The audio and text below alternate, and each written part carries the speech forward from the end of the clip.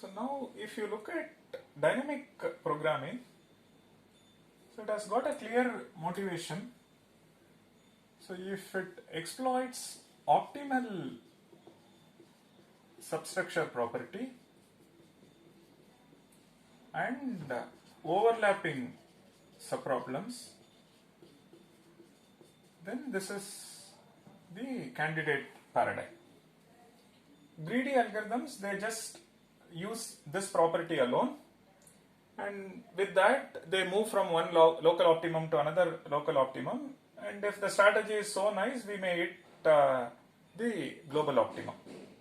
But it will not look at all possibilities, it will not list all possible solutions before it decides the optimum. And which is why it doesn't work always. There are many interesting case studies for which there is no solution through greedy strategy. So here is the next paradigm, and interestingly, if you bring one more property called overlapping subproblem, and we are able to list all solutions and in a careful way. And when I say careful way, we will not get into exponential time. That's really what I mean. And we just discussed a case study, coin change problem, where we saw that this one, change for rupee 3, and this subtree is appearing here. So if you do simple brute force, this all possible ways of giving change for rupee 3 is computed once, and the same thing is computed again. Not just that, if you look at this branch, so the change for rupee 2, you get to see it appears here, it appears here, and it is appearing here as well. Now the idea of this dynamic programming is compute these subproblems exactly once and reuse the solution. Compute once and reuse. So that way one can save a lot of time. Interestingly, all this exponential time algorithms, most of the problems that we come across, because of this overlapping subproblems, we get to see it as a polytime solution. Still, there are subproblems, there are problems where we have to spend exponential time, but almost all case studies that we come across, simple brute force as an exponential time algorithm, and if you see if it has optimal substructure property and overlapping subproblem, and subsequently you involve dynamic programming paradigm, we get to see that exponential time brute force becomes a polytime DP.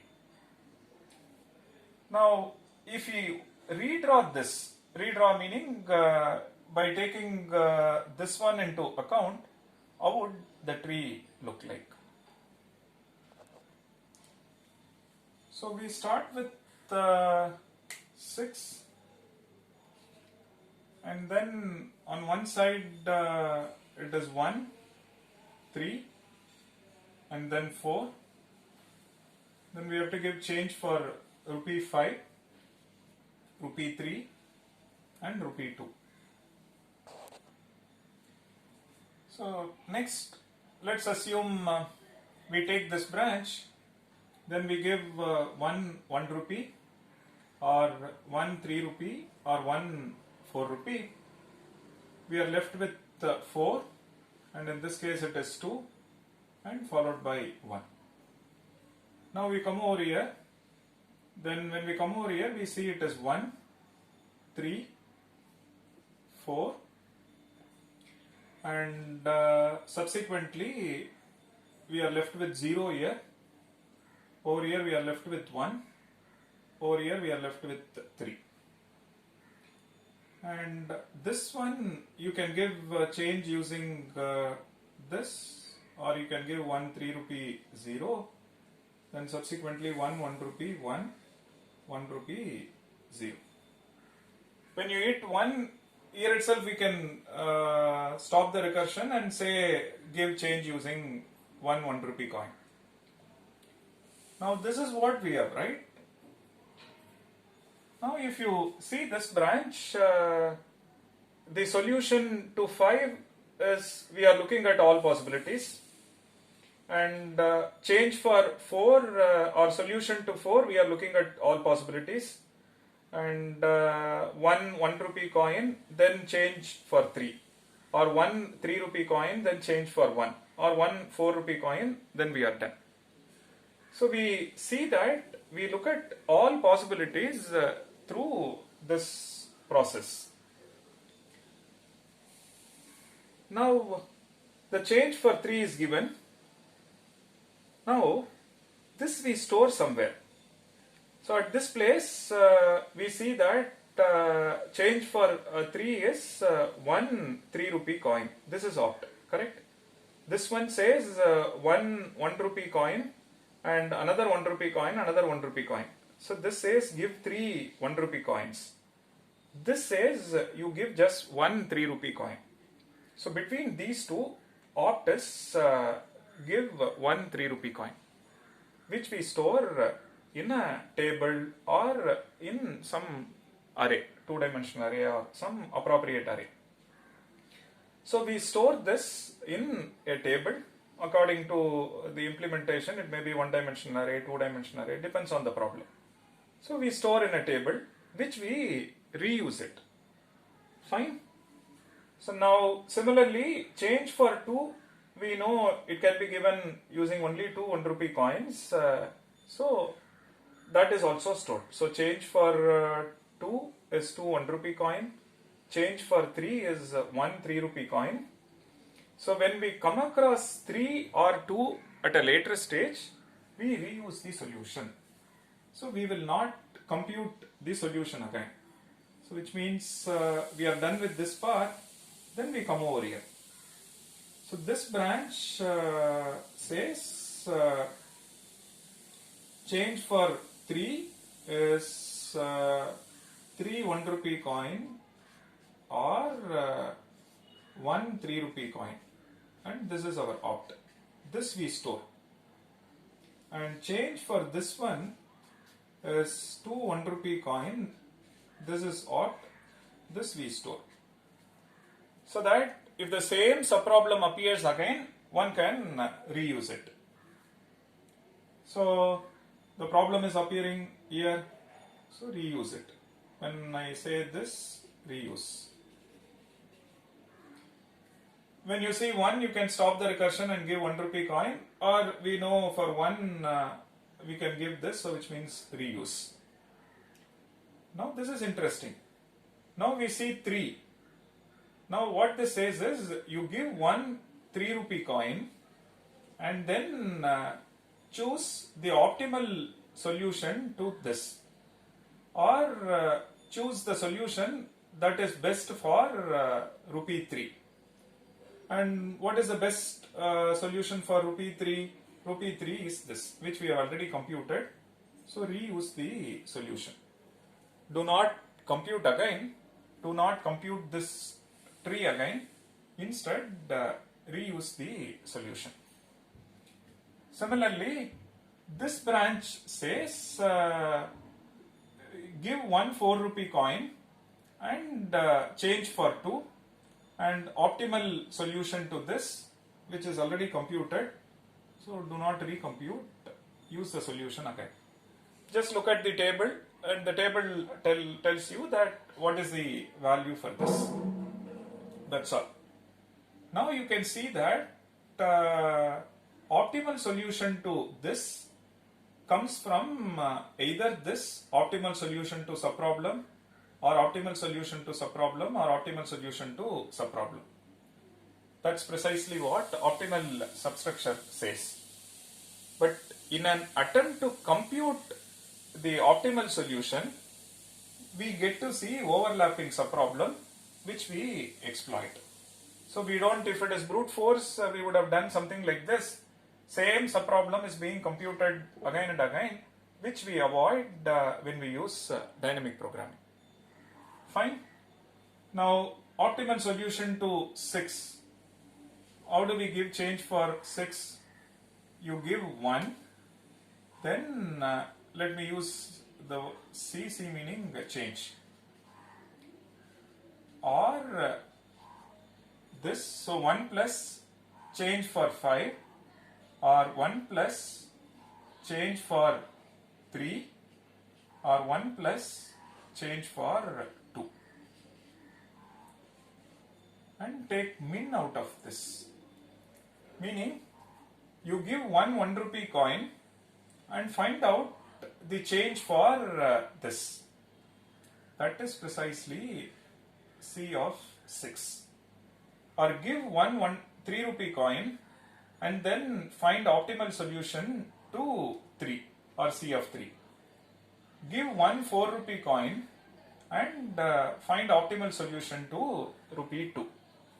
So when I say 1 plus meaning one 1 rupee coin. When I say 1 plus one 3 rupee coin. When we say 1 plus one 4 rupee coin. Correct? Now this we have computed, right? We know optimal solution to this one is 0, 1, 0. Look at C of 4. What is C of 4? C of 4 is one 1 rupee coin followed by change for 3, or one 3 rupee coin followed by change for this, or one 4 rupee coin then change for 0. Correct? Now what is the optimal solution to 3? 3 says 0, 1, 0. Okay, so the value of this one is 1. And what is the value of this? Value of this one is 1. And this one is 0. Okay. Now what is this telling us?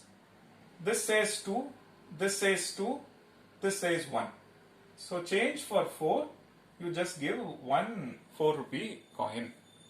So value of C of 4 is 1. This is again a min of these three. So now we make use of that to update 5, and subsequently we update 6. Okay.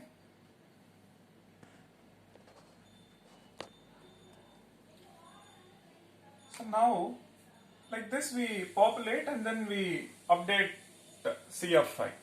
For example,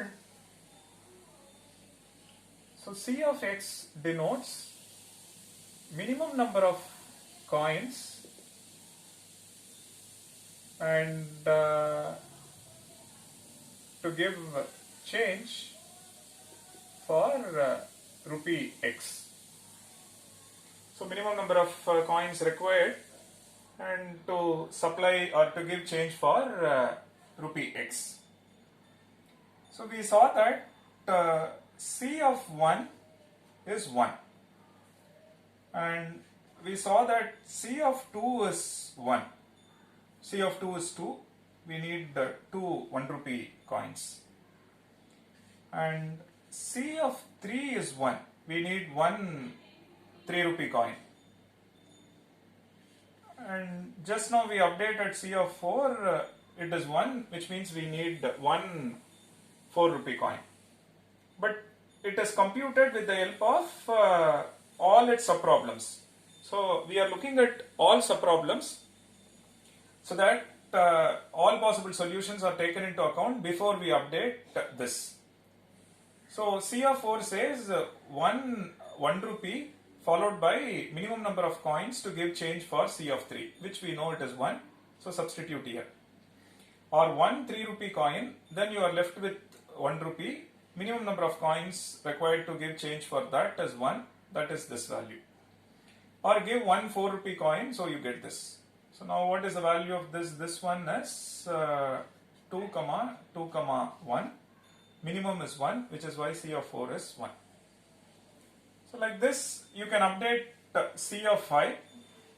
So C of 5 is 1 rupee followed by solution to C of 4, or 1 3 rupee and solution to C of 2, or 1 4 rupee then solution to this.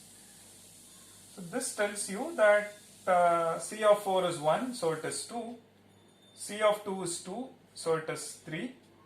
C of 1 is 1, so it is 2. So minimum is 2. So the value of C of 5 is 2. Then let's get into C of 6. C of 6 says 1 rupee plus minimum number of minimum number of coins required to give change for this. This is 2 because 1 4 rupee and 1 rupee coin.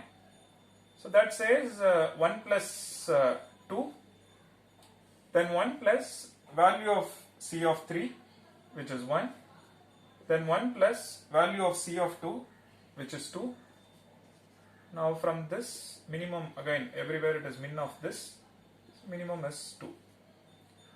And we can keep track of which one is actually giving minimum. For example, this one is giving minimum, which means it is 1 3 rupee coin. So 1 3 rupee coin and plus C of 3. Then go to C of 3. And in C of 3 we know that this is giving odd. So which means 1 plus 1. So this becomes 0, this becomes 0. So we get 0, 2, 0. That's precisely the change for this. And in each expression we can identify which one is giving optimum. Even that can be stored. That can be stored in a table so that one can construct the solution. Not just the number, one can also construct the solution as well. This will give us number of coins. And in this expression, whichever is attaining minimum, that is also stored. Which means one can construct the solution as well using the backtracking approach. With the help of this, identify which one was giving minimum and go to that C of 3 and in that identify which one was giving minimum. So use that and construct the solution as well. Now you see that the exponential tree has become a polynomial tree here. Many branches, for example, the entire subtree is not computed, solution is reused. This subtree is not computed, solution is reused. And every subproblem is computed exactly once. So that is the beauty of this method. Quite powerful. Many competitive programming questions involving optimization, then you see that there is a solution, there is a nice solution through DP. We may not get to see opt using greedy or other methods. Other methods like brute force, if we use, it will take exponential time. But a nice DP solution will eventually hit the global opt in optimum time, meaning polynomial time. So now this would be our focus. We shall experiment a couple of case studies because it will help you for not just this course, and when you do advanced course on algorithms, when we go for competitive programming and for placement interviews, for many aspects DP is quite powerful. Okay, so idea is this: look at a problem and check whether it exploits optimal substructure. Optimal solution to problem lies with optimal solutions to its subproblems, and compute the optimal subproblems, and if it exploits overlapping subproblem, compute them exactly once and reuse the solution. Now you see that the change for 6, and one can use the change for 5, one can use the change for 3 and change for 2, and min of that will give us solution to this. So which means optimal solution to this can be computed using optimal solutions to its subproblems. Not just the number, one can also get the solution as well. And now given a coin change problem, meaning denominations are d1, d2, so on up to dk, and followed by x. Now change for x is possible using dp approach. Now we have not assumed anything about 1, 3, 4 or 2, and denominations could be anything. You are given k denominations and integer x, we want to give change for x. If it is possible to give change for x using the given denomination, we will eventually hit the solution. There are cases where we may not be able to give change. So we are not saying for all integer x it will work. If change is possible, then dynamic programming, because it exploits overlapping subproblem and optimal substructure, and it sees all possible solutions, change for x will be given through the DP approach. So if change does not exist, then it will say no change, and otherwise it will give you optimum number of coins or solution using optimum number of coins.